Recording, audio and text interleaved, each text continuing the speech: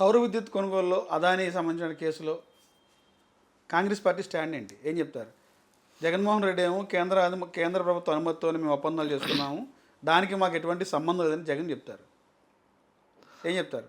100% ఆ రోజు ఎవరైతే విద్యుత్ శాఖ మినిస్టర్ ఉన్నాడో ఆ రోజు విద్యుత్తుకు సంబంధించిన ఓఎస్డీలు కానివ్వండి, దానికి సంబంధించిన ఆఫీసులు కానివ్వండి, అసలు ఏం జరిగిందన్నది వీళ్ళ మీద సిబిఐ ఎంక్వైరీ చేస్తే నిజం అన్నది నిగ్గు తేలుతుంది.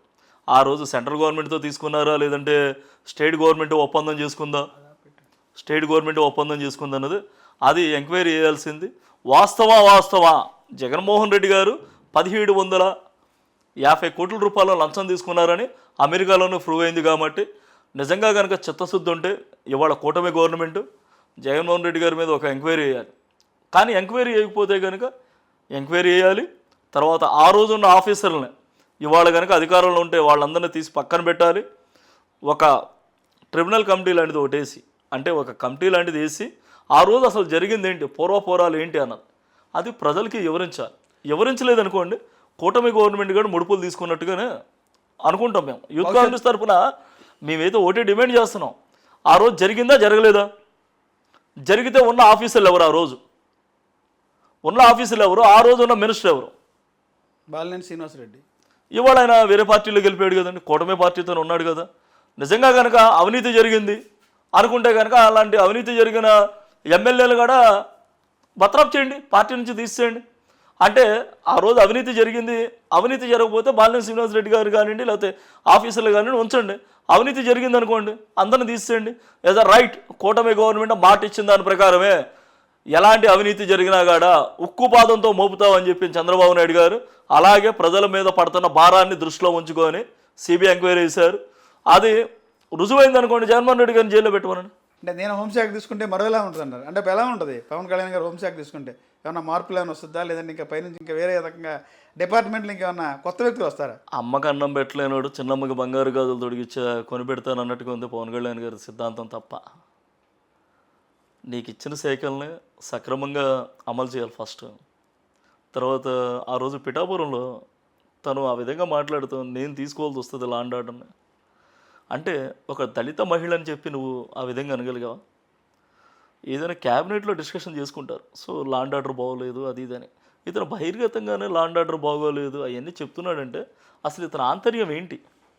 అసలు ఇతను కూటమితో కలిసి ప్రయాణం చేసే ఆలోచన విధానాలు ఉన్నాయా, లేదంటే కూటమి నుంచి బయటకు వచ్చేసి బీజేపీ జనసేన పార్టీ ఒకటయ్యే ఆలోచనలు ఉన్నాయి అన్నది కూడా అర్థం కావట్లేదు. ఎందుకనంటే పవన్ కళ్యాణ్ గారి గురించి పొద్దున చెప్పింది సాయంత్రం ఉండదు, సాయంత్రం చెప్పింది రాత్రికి ఉండదు, రాత్రి చెప్పింది రేపు ఉండదు. సో అతన్ని మనం పెద్దగా అంటే స్టేట్ వైడ్ నాయకుడు కాస్త నేషనల్ వైడ్ అని చెప్పి జనసేన చెప్తుంది కదా. మోడీ తర్వాత పవన్ కళ్యాణ్ చెప్తున్నారు, మీరేమో ఈ రకంగా చెప్తున్నారు. దీనికి సూటబుల్ కావట్లేదు. మేము చెప్పేది మహారాష్ట్ర ఎన్నికల్లో కూడా పవన్ కళ్యాణ్ వల్లే మహారాష్ట్ర విజయం సాధించి చెప్తారు. అది నిజం కాదంటారా? సరే ఇవాళ పవన్ కళ్యాణ్ వల్ల మహారాష్ట్రలో ఎలక్షన్ గెలిచిందా, లేదంటే ఏపీలో పొత్తు పెట్టుకోవడం వల్ల ఎలక్షన్ గెలిచిందా? పవన్ కళ్యాణ్ గారికి నిజంగా అంత చరిష్మా ఉంటే అంటే నా పర్సనల్ ఇది. సో అంటే ఏ పార్టీకి సంబంధించినలాగా నేనైతే చెప్పట్లా. ఈ 2 నిమిషాలు నా వ్యక్తిగతంగా రాష్ట్ర స్థాయి నాయకుడా లేదా దేశ స్థాయి నాయకుడా అన్నది అదంతా పక్కన పెడదామండి. నిజంగా పవన్ కళ్యాణ్ గారి చిత్తశుద్ధి ఉంటే ఈ పార్టీకి సంబంధించిన 21 మంది ఎమ్మెల్యేలు రాజీనామా చేసి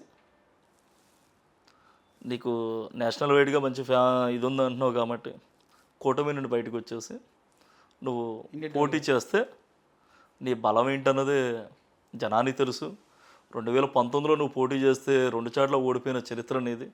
నువ్వు ఇవాళ ఏదో పెద్ద లీడర్లాగా నువ్వు ఊహించుకోవడంలో తప్పులేదులే.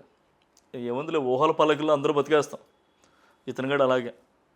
అంతే తప్ప అతనికి అంత చరిష్మాను లేదు, ఏమీ లేదు. గతంలో ఏం జరిగిందంటే ఎన్డీఏ కూటమి కావడానికి కూడా పవన్ కళ్యాణ్ ప్రధాన భూమికి పోషించారు. ఒక విషయం అన్న, ఈ ట్రయాంగిల్లో మీరు గమనించారు లేదు, కాంగ్రెస్ పార్టీ రాహుల్ గాంధీ గారు ప్రశ్నించట్లేదు అన్నారు. కానీ రాహుల్ గాంధీ గారు ప్రతి పార్లమెంట్ సెక్షన్లో ఆంధ్ర గురించి ఆయన ప్రస్తావన ఎత్తుతూనే ఉన్నారు.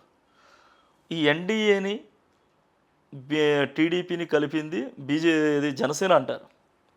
మరి కలిపినాడు ఆంధ్రాకి రావాల్సిన నిధుల గురించి, ప్రత్యేక హోదా గురించి, పోలవరం జాతీయ ప్రాజెక్టు గురించి, సెంట్రల్ యూనివర్సిటీల గురించి, ఉత్తరాంధ్ర కడప స్టీల్ ప్లాంట్ గురించి, వెనకబడిన రాయలసీమ ప్రత్యేక ప్యాకేజ్ గురించి, ఉత్తరాంధ్ర గురించి, ఇవన్నీ పక్కన పెట్టండి.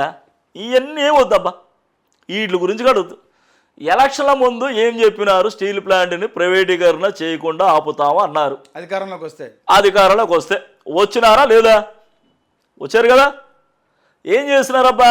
రీసెంట్గా 2 నెలల క్రితం 4200 మంది ప్రైవేట్ ఉద్యోగస్తుల్ని తొలగిస్తే వాళ్ళ గనక మళ్ళీ తిరిగి విధుల్లో గనక తీసుకోకపోతే నేను ధర్నా చేస్తానని చెప్పి మా షర్మిలా మేడం డేట్ ఇస్తే కూటమి గవర్నమెంట్ కూసాల కదిలి ఆ 4200 మందిని అందులో మళ్ళీ ఉద్యోగస్తులు పెట్టుకున్నారంటే ఇక్కడ ప్రతిపక్ష పాత్ర పోషిస్తుంది కాంగ్రెస్ పార్టీయా, వైసీపీనా? మరి కూటమి గవర్నమెంట్ని ముచ్చోట్ల పట్టించింది ఆ రోజు మా షర్మిలారెడ్డి గారి నాయకత్వంలో.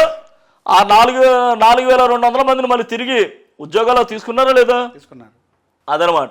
24 ఎన్నికల్లో పిసిసి అధ్యక్షురాలుగా వైఎస్ షర్మిల గారు వైఫల్యం చెందారంటారా? ఏముంటారు దాని గురించి? కనీసం ఒక సీటు కూడా రాలేదు కాంగ్రెస్ పార్టీ, కనీసం ఓటింగ్ శాతం కూడా పెరగలేదు. వైఫల్యం అయితే దాంతో పాటు చూస్తే కడపలో కూడా కనీసం ఎంపీ స్థానానికి కూడా సరైనటువంటి ఓటింగ్ శాతం అయితే పెరగలేదు. అంటే వైఫల్యం కాదంటారా? అంటే కాంగ్రెస్ పార్టీకి మీరు గమనించారో లేదో, మొన్న జరిగిన 2024 ఎలక్షన్లో కాంగ్రెస్ పార్టీకి రాయలసీమ సైడ్ మాత్రం మంచి గ్రాఫ్ పెరిగింది. మీరు కావాలంటే గమనించుకోండి. 54 ఉన్న అసెంబ్లీ సెగ్మెంట్స్లో వైసీపీ ఓడిపోవడానికి కూడా కాంగ్రెస్ పార్టీ సక్సెస్ అయింది అక్కడ. ఎందుకంటే మమ్మల్ని కాదని బయటకు వచ్చిన జగన్మోహన్ రెడ్డి, పార్టీ పెట్టుకున్న జగన్మోహన్ రెడ్డిని ప్రతిపక్ష హోదా కూడా లేకుండా అయితే మాత్రం మేము పక్కన కూర్చోబెట్టాం. కాంగ్రెస్ పార్టీ ఫస్ట్ సక్సెస్ఫుల్ ఎక్కడంటే షర్మిలారెడ్డి గారి నాయకత్వంలో ఫస్ట్ మేము ఎక్కడ సక్సెస్ అయ్యామంటే 2024 ఎలక్షన్లో మేము 100కి 200% సక్సెస్ అయ్యాం.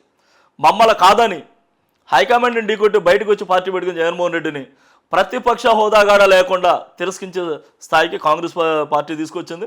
భవిష్యత్తులో ఏపీలో కాంగ్రెస్ పార్టీ మళ్ళీ అధికారంలోకి వస్తుంది. అక్కడ రాహుల్ గాంధీ గారి నాయకత్వంలో సెంట్రల్లో గవర్నమెంట్ వస్తుంది. ఇక్కడ ఏపీకి వస్తాయి. విభజనకు సంబంధించి ఆ రోజు 2013-14లో జరిగిన విభజనకు సంబంధించిన ప్రతి ఒక్క అంశాన్ని మేము ఏపీకి ప్రత్యేక హోదా కానివ్వండి, పోలవరం జాతీయ ప్రాజెక్టు కానివ్వండి, ఇలాంటివన్నీ 100% మళ్ళీ ఆంధ్ర రాష్ట్రం అన్నపూర్ణగా అవతరించే రోజులు చాలా దగ్గరలో ఉన్నాయి. అది ఒక్క కాంగ్రెస్ పార్టీతోనే సాధ్యం. దేశంలో అన్ని రాష్ట్రాల్లో కూడా ప్రభావం చూపుతున్న కాంగ్రెస్ పార్టీ, తెలుగు రాష్ట్రాల్లో తెలంగాణలో కూడా అధికారం చేపట్టిన కాంగ్రెస్ పార్టీ ఆంధ్రప్రదేశ్ ఎందుకు చతికిలబడింది? ఎందుకు డౌన్ఫాల్ అవుతుంది? గ్రామీణ ప్రాంతాల్లో కూడా ఓటింగ్ శాతం ఎందుకు పెరగట్లేదు? ప్రజలు కాంగ్రెస్ పార్టీని ఎందుకు నమ్మకం కలగట్లేదు? ఎందుకు ప్రజలు నమ్మించలేకపోతారు? మీ పార్టీ కానీ, మీ పిసిసి అధ్యక్షులు కానీ, మీ పార్టీ క్యాడర్ కానీ ఇందాక ప్రజల్లో ఎందుకు మీరు నమ్మకాన్ని కలిగించలేకపోతున్నారు? ఇందాక మీకు ఒక పాయింట్ చెప్పాం, గుర్తుందా? కాంగ్రెస్ పార్టీలో ఫలాలన్నీ అనుభవించి పక్క పార్టీలో గెలిపారు. సో మాకు కొంత ఏమైపోయిందంటే లీడర్షిప్ని బిల్డప్ చేసుకోవడం, ఇదంతా జరిగేపాటికి కొంత ప్రక్రియ జరిగింది.